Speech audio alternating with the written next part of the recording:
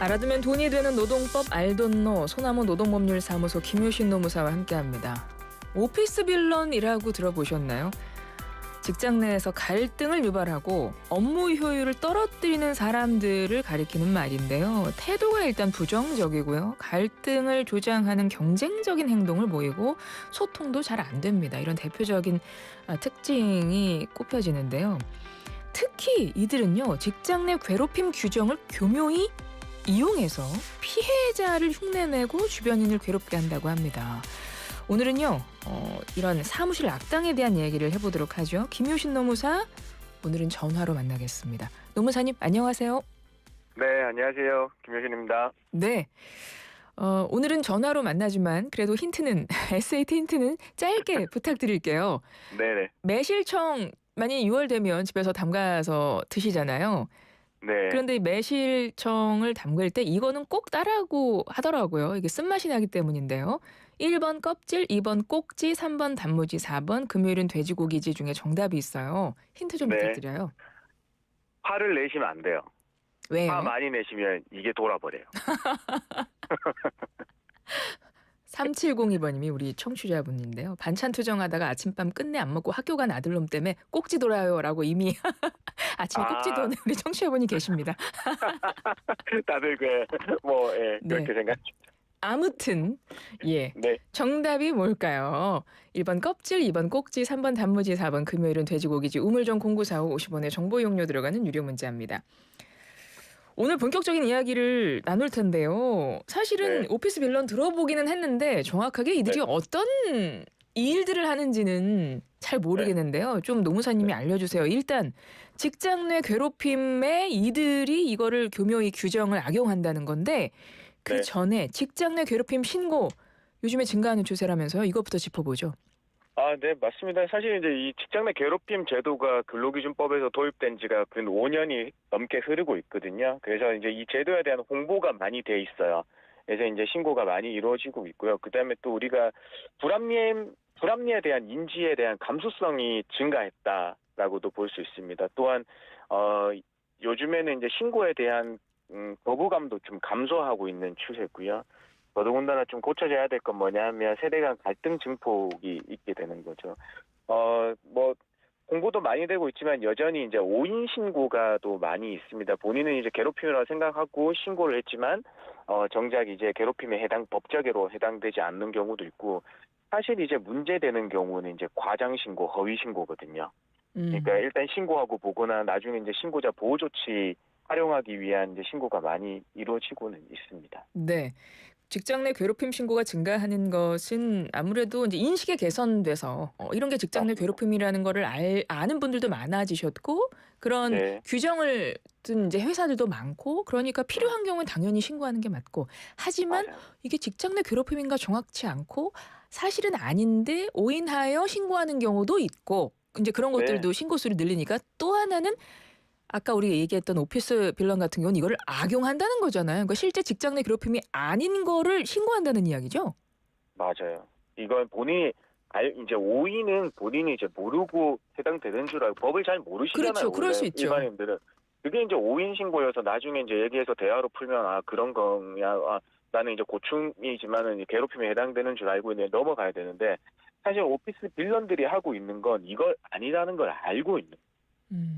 네, 왜냐하면 이분들은 이 법에 대해서 일반인들보다 더 많이 알고 있다는 거죠. 그래서 직장 내 괴롭힘이 세 가지 요건이거든요. 직장 내 우위, 그다음에 업무상 적정 범위를 넘어야 된다.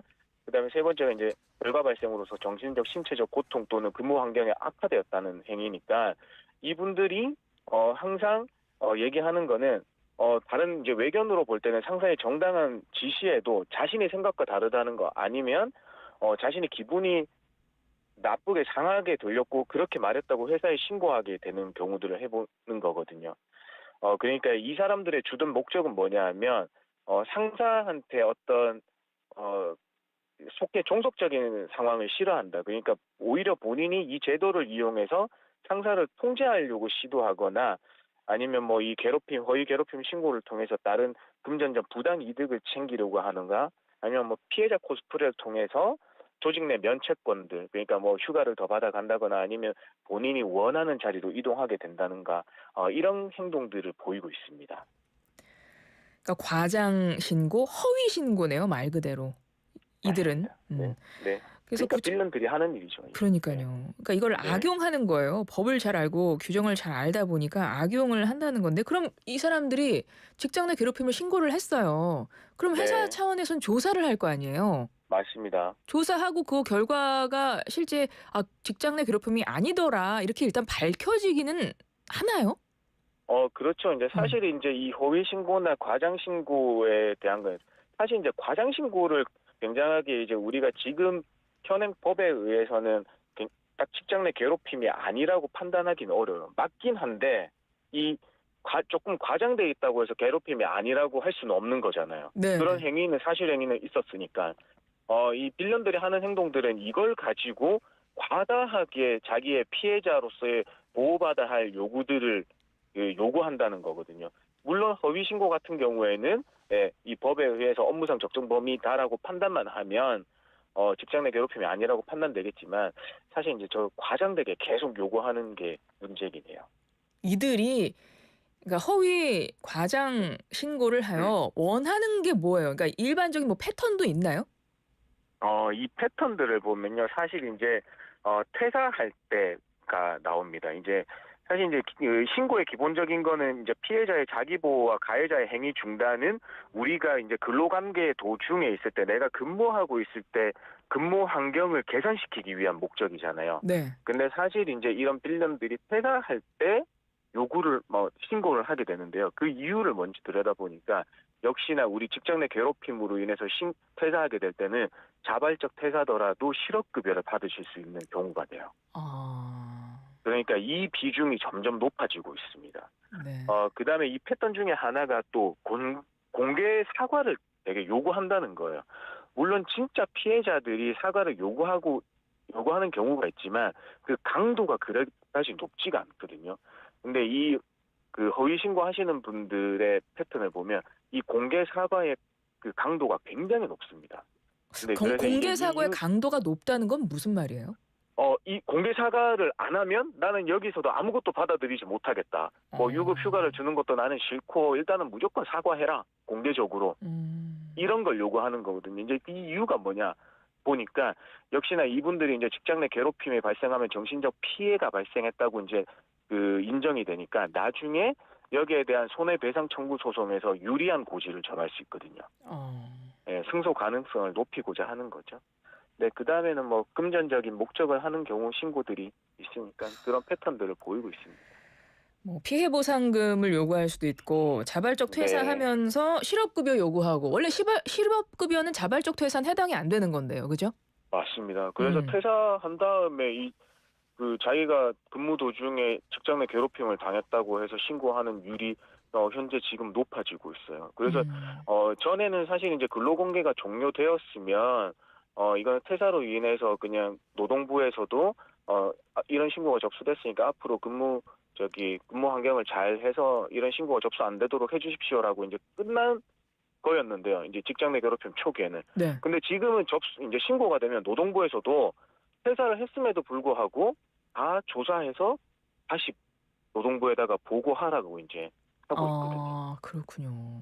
네. 그래서 직장 내 괴롭힘이 아닌 걸로 밝혀졌어요. 이들이 허위 신고, 과장 신고했으니까. 네. 그러면 아니다. 그러면 어떻게 되는 거예요? 그 신고자는 그냥 별일 없이 지나가는 거예요? 이 사람이 과장, 허위 신고를 했어도? 네, 지금으로서는 법에서는 어떻게 제재할 수 있는 게 없어요. 왜냐하면 지금은 이 직장 내 괴롭힘 제도는 사실 순수한 목적으로 보면 되게 좋은 제도잖아요. 네네. 정말 피해자들을 구제할 수 있는 건데 이 교묘에 악용하는 사람들이 이 허점을 파고든 거죠. 그러니까 허위 신고하고 과장 신고 해놓고 직장 내 괴롭힘 아니다라고 하면 이 신고하는 사람은 그냥 난 몰랐다, 그냥 끝나는 거예요. 그러면 이 오피스 빌런으로부터 직장 내 괴롭힘 가해자로 지목된 사람, 이 사람이 허위 과장으로 한 거니까 실제는 가해자가 아닌 건데 가해자로 지목이 돼서 조사를 받았잖아요. 맞습니다. 그럼 이 사람 입장에서도 그 사람을 직장 내 괴롭힘으로 신고할 수 있어요?